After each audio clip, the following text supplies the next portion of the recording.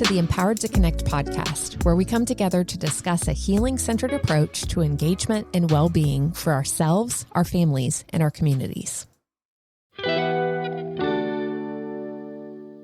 Hey everyone, I'm here with Courtney Tierra today. I met her recently this fall, and she's a new friend of mine, and I would love to introduce her to you. So, Courtney, why don't you tell us a little bit about yourself?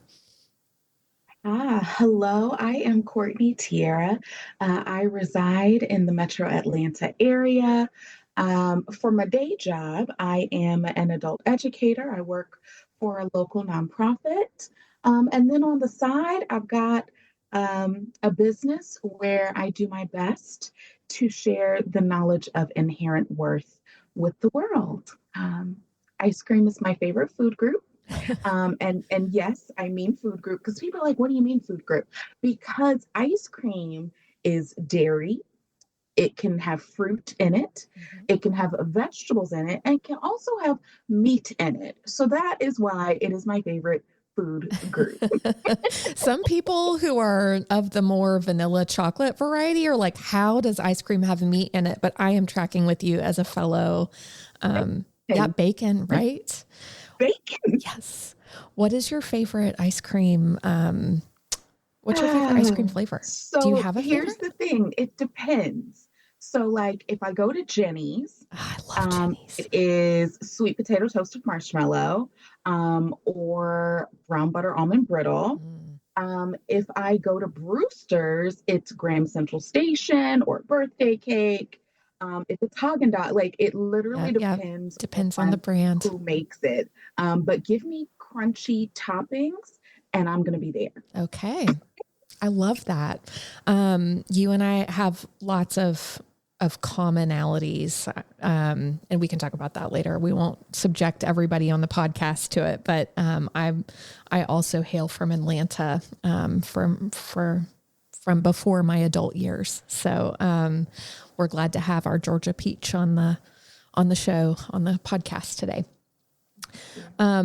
Okay, so you talked about your business having to do with inherent worth. And the first time I heard you talking, you were speaking about this idea, this concept of worthy or worthiness. Tell me a little bit about what that means to you and why you've built a whole business around teaching people about their worth. So what worthiness means to me, inherent worth, is that my worth exists because I do. It doesn't matter my size. It doesn't matter my age. It doesn't matter my skin tone or how much money I make or my relationship status or where none of that matters. If you're in school, your grades, none of that detracts from your worthiness. Your worthiness is there regardless of the external things happening. And the reason it's so important to me, I have, as has everybody, but life has been a journey with lots of ups and downs. And I grew up feeling completely worthless. My home life as a child wasn't the best, and I was not spoken life into. Kind words, kind actions weren't really the norm of my childhood. And so because of that, no lie, my nickname from the parent that raised me was ugly. So I grew up believing I was ugly, believing, that I didn't matter, and also believing that I was unworthy. And because of that belief, I made decisions about my life based on the thinking that I was unworthy. And so my goal is to share the knowledge of inherent worth with people, because when you know your worth, you make better decisions. You don't take, the bottom of the barrel that's offered to you. You don't allow people to walk all over you.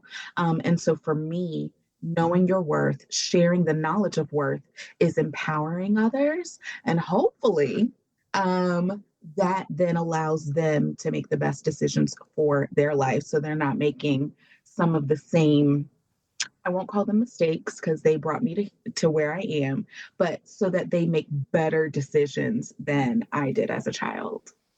I hear you talking a little bit about this concept that we teach about in Empowered to Connect, and the impacts of trauma, of how they shape our beliefs about ourselves, about the world, about everything, about other people. And so, Yeah. I wonder how does our worthiness or our idea of our worth shape our beliefs? And we would say that then influences our behavior, right? So you're talking about the choices that we're making, and that being like, that's going to come out in the way that we behave. We've got caregivers that are parenting kids who have been impacted by trauma or have been under incredible amounts of stress. What's something that we can be mindful of in terms of how that's going to shape what our kids are believing about themselves? Mm.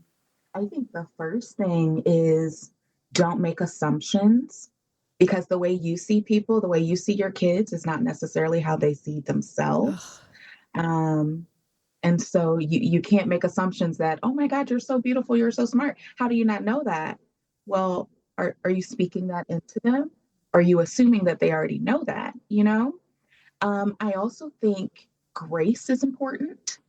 Um, Grace for yourself as well as grace for the humans around you. We are, as humans, we are very self-centered, which that is how we're designed to be. But we take fault with things that other people do that have absolutely nothing to do with us. We're like, oh my God, they cut me off. How dare they? But you don't know that maybe they have diarrhea. Maybe that's what I do in traffic to try and like not get right, angry. right. Um, but like maybe they have an emergency and they're trying to get home. They don't know anything about you. They're in their own world. So I definitely think grace is truly important. Um, and listening. Many of us, we don't mean to do it, but when someone tells you how they're feeling, oh no, you don't feel that way. How are you going to tell me how I feel? And I think caregivers and parents do it often to kids just because, parents think they know more than their kids, but your kids know that they have feelings. And so to be able to listen to the humans around you and you know what? I don't agree with what you said, but I hear you're saying this. Can we talk about that? Mm. Like maybe a kid comes to you and says, hey, I feel really ugly today. As a parent, you're going to be like, but you're beautiful. But you're not hearing the child. The child is saying, I feel ugly.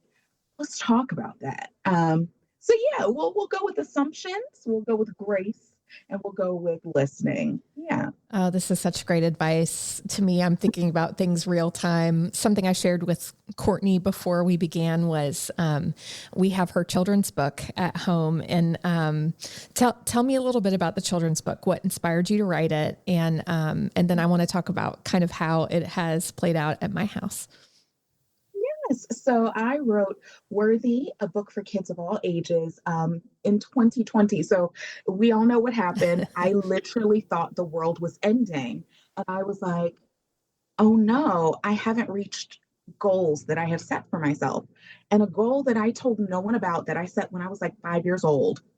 The back of books have a barcode. And little Courtney was like, oh my God, it's an ISBN. ISBN stands for like International Standard Book Number or something like that.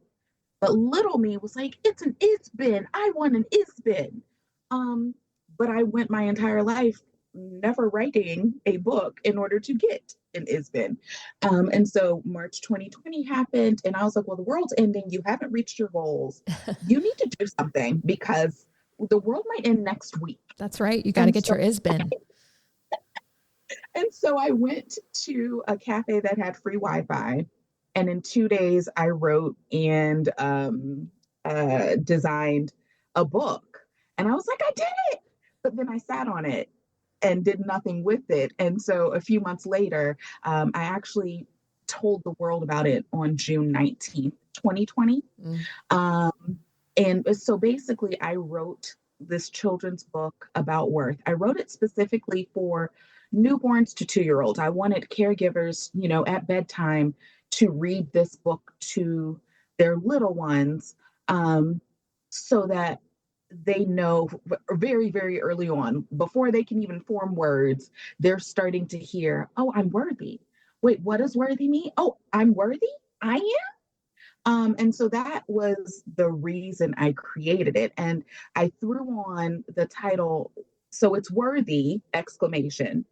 And then I threw on the subtitle, A Book for Kids of All Ages, because I figured, well, you know, maybe there's somebody else that might need this book and not just newborn to 2-year-olds. And I'm really glad I did it, because even though it's very short, very simple, very repetitive, I receive emails and Instagram messages out of the blue, and it will be, I'm a grandma in Oregon, and I read your book to my granddaughter, and I started crying because I wish I had this book when I was little. Mhm. Um, and so every single time I get one of those messages, it's like, all right, Courtney, all right, you did a good thing. Because sometimes you get in your head and you're like, did I do a good job? I don't know. And then those comments come out of the blue right when I need them, to remind me, yeah, this is needed in the world. So So that's sweet. kind of how that came about. Well, and what I was sharing with Courtney was a way that, even in my house, I have read this book with my almost 11-year-old and kind of processed that with her, and the way that that's playing out in our home, and the things I hear her create or say, or the things that she's been creating recently are reflecting the principles of that book, that she is someone to delight in, and someone who it has inherent worth, not just because of what she does, but because of who she is. Yeah, that's life changing for all of us. It kind of leads me to this idea of, it sounds like you have done this and you're leading others to regain or recover a sense of their own self-worth. And so, even for those of us older caregivers, or listeners of this podcast, maybe that's not something that we've grown up having people speak life into us, having people give us a sense of our worth. What would be first steps that you would recommend on recovering your own sense of worth? What is your experience with that, and what would you recommend? So for many years, there was a lot of anger, of my childhood. And, well, how could they, or how did they not know this would affect a child, And therapy, ding, ding, ding, therapy, is the number one thing that I suggest as a resource, because therapy helped me to realize, you remember I said earlier that we're inherently self centered. The way that my parent raised me had nothing to do with me, Mm, nothing at all. It was my parents' stuff, mhm. that unfortunately I just happened to be on the receiving end. And so I had to learn, that wasn't indicative that I was unworthy. Like, even though these things were being said and done to me, that was not a reflection of me. And so, for the rest of my life, I will be on this journey of knowing that I'm worthy and fighting off the remembrance of childhood memories. I do a lot of affirmation work. So I have affirmations on my walls. I have my Alexa, because I can't say it or else they will speak. We But refer I to her as Bob in our home so that it doesn't set her off. Yeah. have Bob set up where I give a command of, I have two commands. One is start my day, and the other one is affirm me. And both of them I have created words that are spoken to me on a daily basis, that it's like, okay, all right. Even if I'm not feeling it in that moment, hearing it uplifts me. So, yeah, so therapy, affirmations, and having a good support system. I don't have blood family in the sense that most people do, but I have family, which is friends that are family.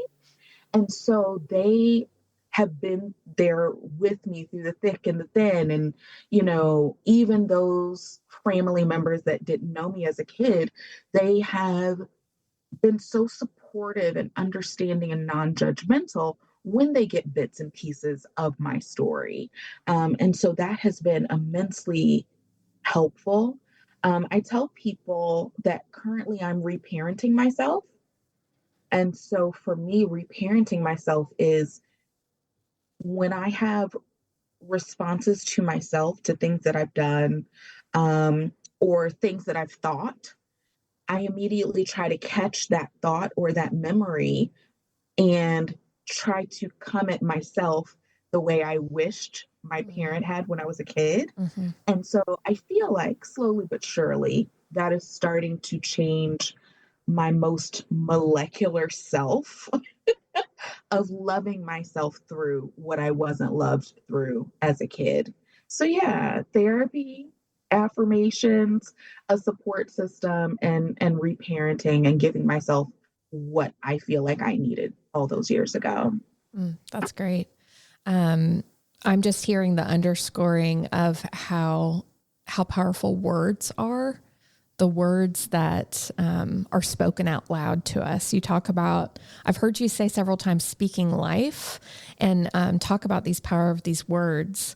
What are ways that we can speak life into the kids in our care for those of us who are currently parenting? If you are thinking something positive about your child, tell them. That is how I am with my nieces and nephews. That is how I am with people that I care about. That is how I am with strangers.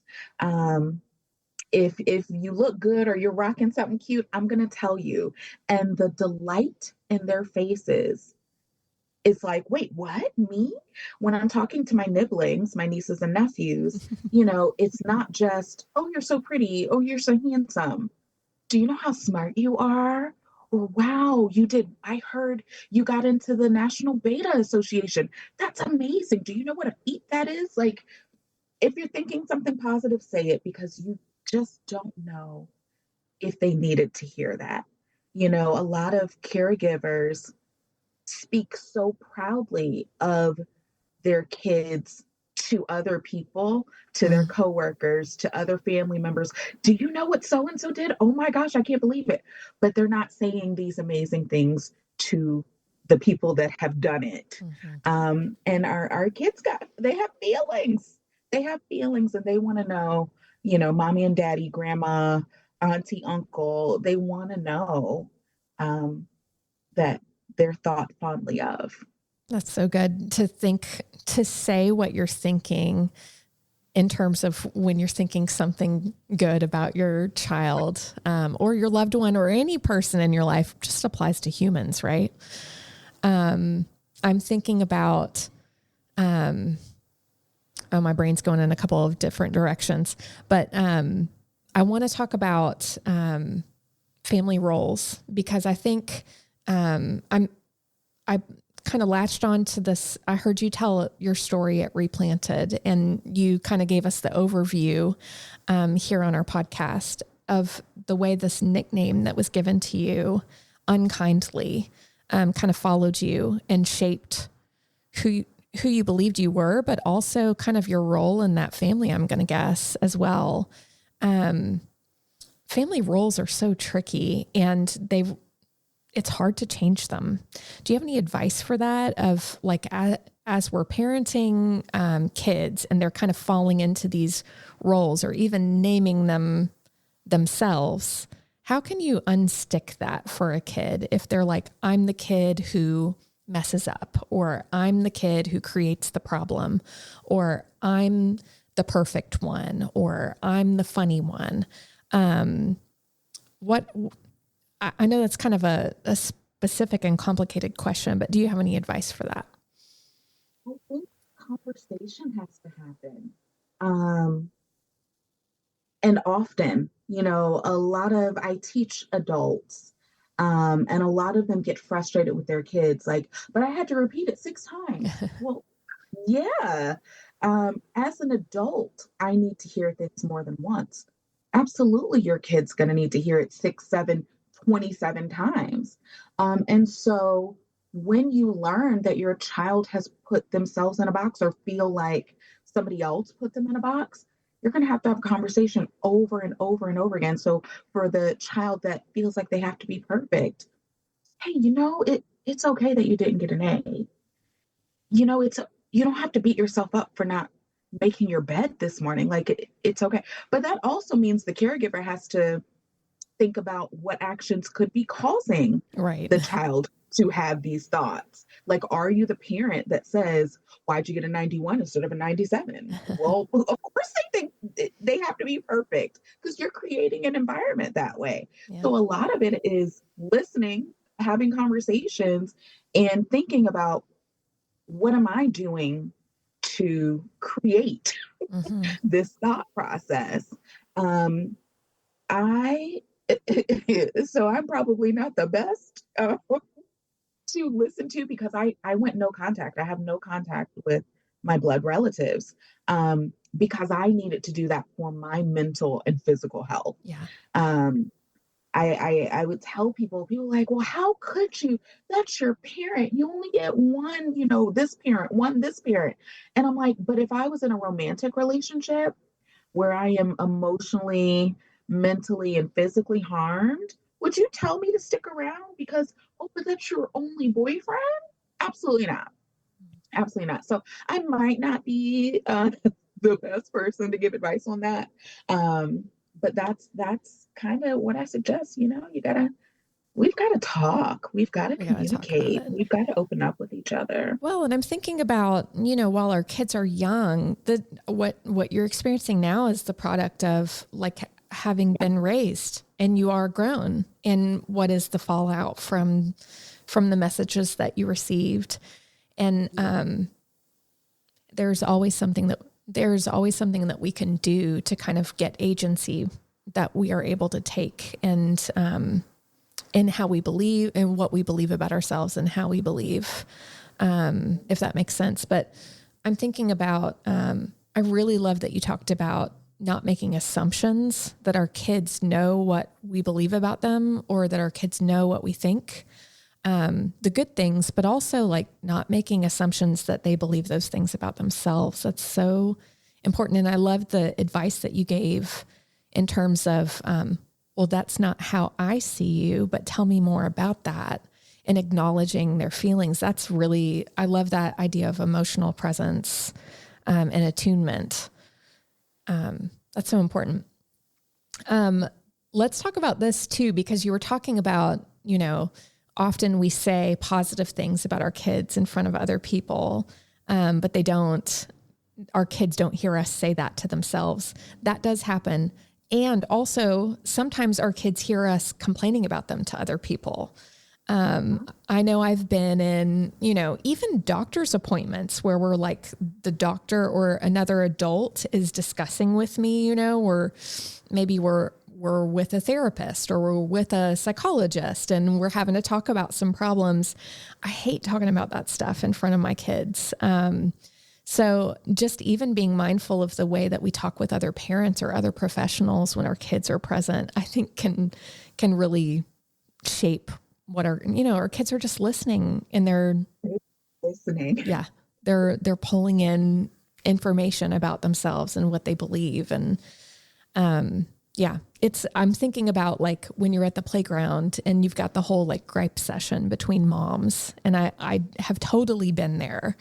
But then also feeling uncomfortable sometimes of like, somebody else's kid heard me complaining about my kid, or my kid heard me complaining about them, and just being really, really careful about that, because that all goes into what they believe about themselves and the messages that they're receiving.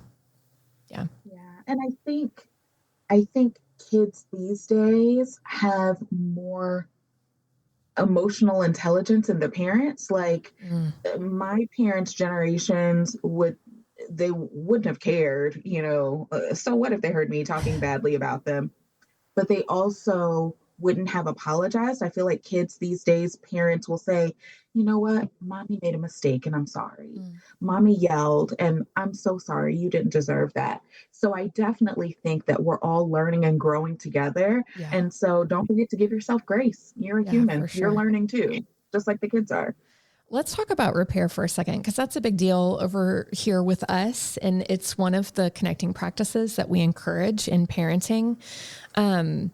Let's say that we like, you're listening to this podcast and you're like, man, I've done some of that stuff. Or I think I've been a part of the problem, or some of my stuff I think I'm passing on to my kids.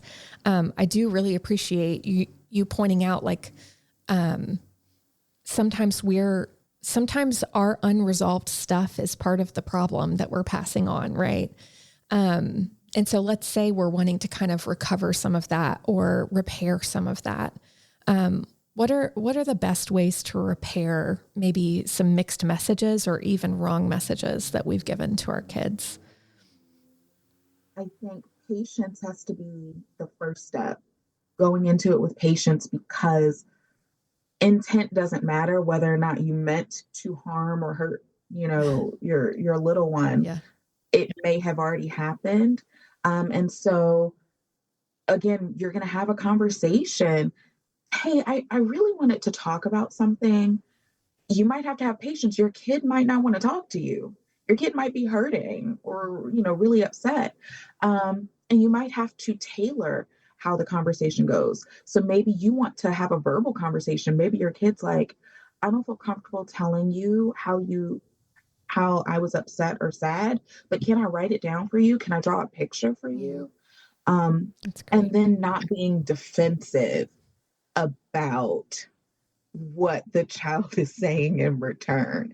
So, yeah. And of course, this is all age appropriate, levels.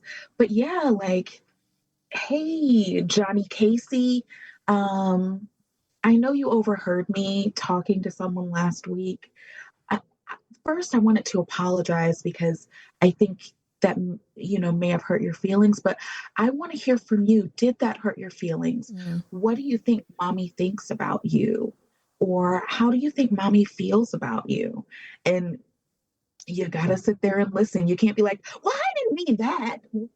That's just going to make it worse. yeah. That Yeah. defensiveness is going to shut them down. It's, well, mommy, when you said that, I got the F, I was really embarrassed. And I didn't know why you were telling that I got an F because you didn't tell when I got the B, Yeah. or what, I'm making up conversations in my head. But yeah, conversations and listening more than you're talking. Like, can you tell mommy what you were thinking or feeling? Can you draw mommy a picture? Yeah, repair is tough. But the good thing is, if you're coming to your kid saying, hey, can we talk about this? Means you're trying. Right. There's so many people out there that really just don't care. And so the fact that you want to try is already gold star. That posture matters, right? Even if we're doing Yeah, it imperfectly. yeah, Yeah. yeah. And like you said, sometimes our unresolved stuff is now coming out onto our kids. I was put on my first diet at 4. That wasn't me. 4? 4-year-olds are just supposed to be out having fun. That wasn't me. And so now here I am, 42 years old, and I've been on diets, yo-yoing since I was 4. So it all affects your children. If you're coming at them positively, it's going to affect them positively, typically. If you're coming at them negatively, typically it's going to affect them negatively. Mm. Let's talk about body image for a minute, because I do think some of that stuff as our kids are growing up, we've unpacked this recently with an author that was talking about connection and food and the way that all plays out. I'd love to know, what were some of those early messages that you got about body image? How does that end up playing out in adulthood? And what are ways to correct that, or maybe get on the front end and be mindful of the messages that we're giving? So I don't remember like the very beginning because I was just so young. I didn't even remember this. I did a paper in college asking, and I was talking about my yo-yoing. And so I had to ask my Mm. parent, hey, do you know where that came from? And they were like, yeah, you were your first dad at 4. I'm sorry, what? I don't remember that. So I think my thought, and I also grew up during the time where Bridget Jones' Diary, the movie came out, Mm. and they were calling her fat, and you were looking at this actress like, I'm sorry, fat? What? I think they called it heroin chic. But skinny was end all be all. And if you had any meat on your bones, if you had a booty, if you had hips, if you had any ounce of fat on you, you were not lovable or wanted or whatnot. And so my brain went to skinny's better, skinny's worthy, and you have to cut calories. I remember in college, this was before like I got into actual like therapy. And for the listeners, I'm a birth mom. And I placed my son my freshman year, right before my freshman year of college started. And so to deal with I couldn't deal with the birth mom stuff. I couldn't deal Mm. with the adoption. I had to focus on school, Mm. but there was also this like aspect of losing control. And so for me, that then became food because I grew up thinking skinny's better, skinny's worthy. I can't control what's happening with my son, so let me control my food. Y'all, I was eating under 1,000 calories a day Mm. and exercising 4 hours a day. I lost 40 pounds in 6 weeks, I think. Like it was unreal, but like that, my brain, and of course people are like, oh my God, you look so great. Not Right. It's knowing that getting I entrenched. starved Yeah. myself, Yeah. I'm harming myself, but they think I look great. So I'll keep doing it until Mm. my body like is like, stop. You can't.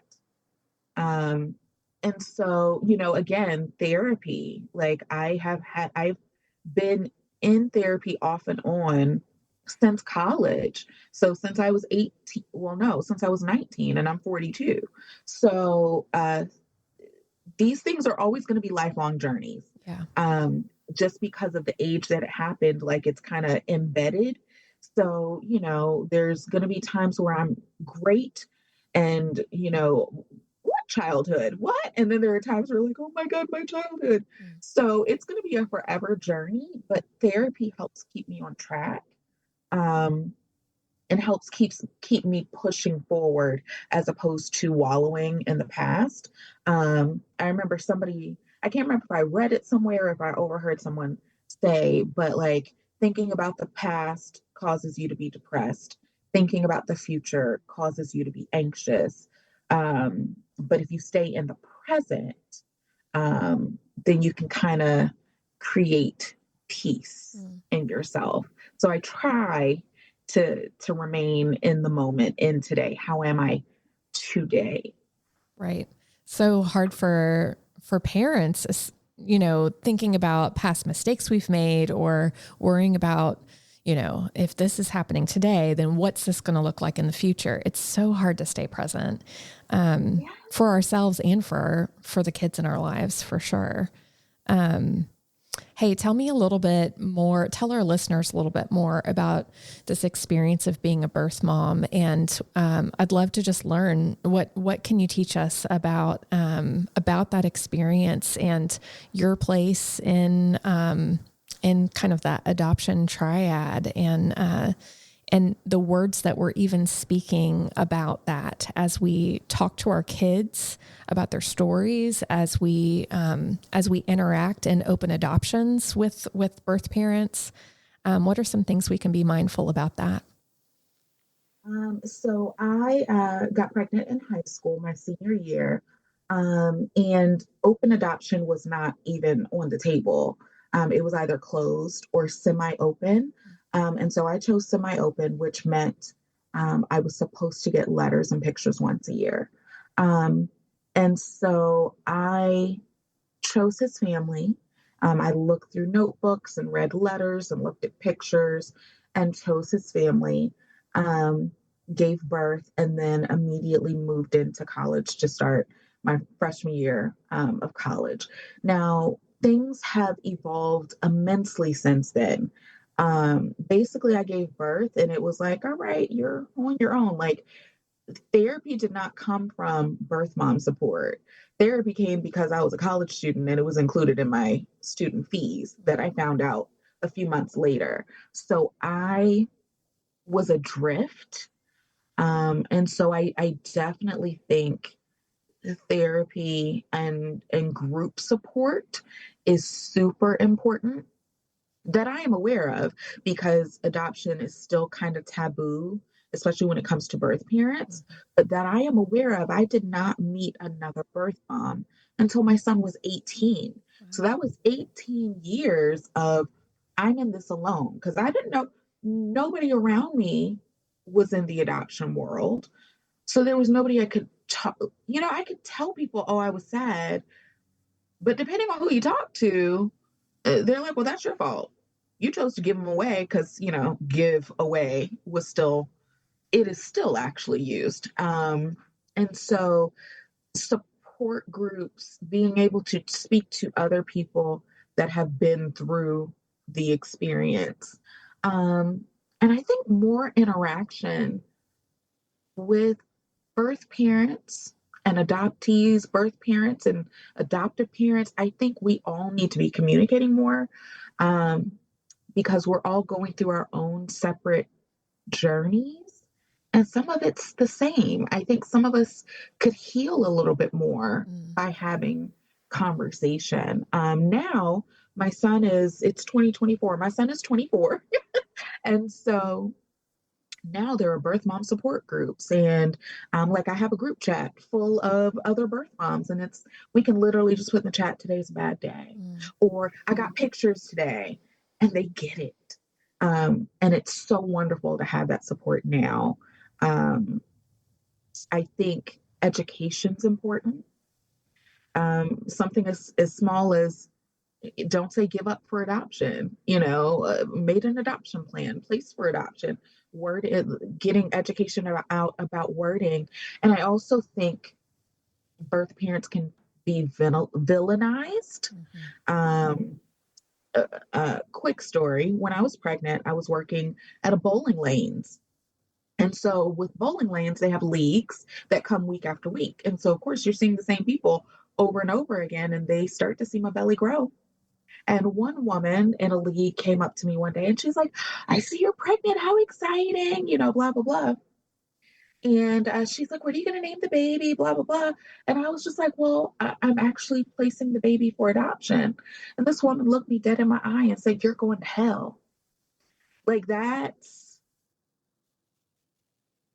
sometimes birth parents aren't treated nicely while adoptive parents are pedestal. You saved that child from a life of horror. You hero, which perhaps they are a hero. Perhaps they did save the child from a life of squalor. Perhaps, but that's not always the case. And regardless, birth parents shouldn't be villainized for choosing adoption. And so I think education has to be made because a lot of people will assume, was the mom on drugs? Why would you? Why would you assume that? Why would you?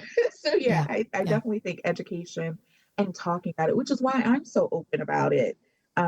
Two reasons. One, because we don't talk about it enough outside of our little community. And two, listeners, I'm Black, okay? And it is often when I am on a birth mom call or when I am on an adoption panel, I am the only person of color. And it's not that Black people and people of color don't do adoption, it's just not seen as much as other cultures and races and ethnicities. And so that's why I'm super open. Like, get another perspective, see what it, see that other people experience this too. Yep. Oh, yes. Yes, yes. Tell me about what messages do you want children placed by adoption to hear and to know? What beliefs do you want kids who have been adopted to know about themselves, speaking as a birth mom? So whenever I get this question or a version of this question, I'm speaking to my son and hopefully other adoptees Mm-hmm. Can gain from it as well. Mm-hmm. You are loved. You were loved. You are loved. You will forever be loved. This was not your fault. There's nothing wrong with you. And I want you to have everything you desire. I want you to be celebrated. I want you to thrive and flourish. And I want you to be happy because you deserve that. Ultimately, the biggest thing that I want you, my son, and other adoptees to know is that you are worthy. No matter the decisions made for you, around you, you're worthy. Yeah. Thank you, Courtney. That's powerful. And you know what I love is I believe that you believe that about yourself too. And that is the power of therapy, right? This is what you keep coming back to, of like, you're able to say that because you believe those things about yourself. Is that true? Yeah. Absolutely. It's the way we kind of got acclimated was your coworker saw me Yes. take a picture of myself, and apparently my response to the picture was so anti her response to her own picture taken. Like, so I guess let me paint the picture. So the conference had a photo booth. And so you can set it up to take a photo in 5 seconds so you can pose. So, and then it pops up and you can send it to yourself if you want to or retake it. So apparently I took my first photo, looked at the screen, I was like, oh my God, I look so good. I believe I was told you said, I am cute. And we loved that. We loved that you said that, because how many women look at a picture of themselves immediately after it's taken and say that about themselves? And it took a long time to get here because I used to be oh, but my hair or my nose or my lip looks weird or my tooth isn't wide enough, whatever it is. We like to pick ourselves apart. And I'm not, listener, I'm not saying I never, like, I'm always You're a great about human myself. person, Not you're true. saying? Okay. Exactly. But for the most part, I'm going to acknowledge my greatness because I deserve to. Yeah. You know, it wasn't acknowledged for a very long time, so I'm going to acknowledge it for myself. So yeah, I saw the picture, and the fact that like that was just my natural response. I had no idea You anybody didn't was know anyone watching. was watching. That's what I we had no loved. idea. Yep. And so when she came to me and she was like, "Yeah, this is what I experienced." Oh wow. And we then took a selfie and I said, what do you think about that? And she just kind of smiled at, I know she probably wanted to say something, but thankfully she didn't say anything negative about it. But I have that picture on my phone I because love it. it matters. Like you don't know people are watching and they are. So if you're kind to yourself, guess what? Other people are seeing it. Yeah. Be kind to yourself. Give yourself grace. Yeah. And it starts there, but when you're able to do that powerful message that Courtney just spoke to our kids, to her son, that's what we then are able to give to others, to anyone really, that you gave to my coworker. That like it starts with us, right? It starts within yourself, but then you're able to give that to others because you believe it. Yeah. Yes, Yeah. effortlessly. Once you get to that space, but it takes time. It really does. It takes time. It does. It takes time. Well, I'd love the time to expand for us. I'm going to wrap us up, but I love that message that it does take time, because I'm going to, like, you can always start, right? So start taking the time. And I hope our listeners are inspired and encouraged. Thank you for all of the hats, so to speak, that you've held as you spoke with me today. As an educator, as a birth mom, as a coach, and as a small business owner, even, and an inspirational speaker, as an author with your ISBN. And I know that in my house, we're already seeing the fruits of your labor. And I just appreciate the message that you're bringing to the world, Courtney. Thank you for reminding us that we have inherent worth no matter what we do, just because of who we are. I love that our worth exists because we do. Thank you so much for being with us, Courtney. We are so grateful for you and your message. Tell us where we can find you. Thank you so much for having me. This has been wonderful. You can find me at Instagram, The Worthy Reminders, website, theworthyreminders.com. And actually on the website, you can find a link to the book. You can find a link to merchandise. I got t-shirts and stickers and all the fun stuff. The book, Worthy, a book for kids of all ages, again, can be found on the website. I think it's also still on Amazon as well. So Courtney Tierra is my name. So if you type that into Google, Courtney Tierra, worthy, it'll pop up. Perfect. Well, we've got a worthy sticker on a mirror in our house, and I hope that you will head over to Courtney's website and pick one up for yourself as well, to remind yourself of this beautiful message, and the way that it shapes what we believe. Thank you so much for being with us. We hope you enjoyed the episode. If you're interested in learning more, head to empoweredtoconnect.org for our library of resources. Thank you to Kyle Wright, who edits and engineers all of our audio, and Tad Jewett, the creator of our music.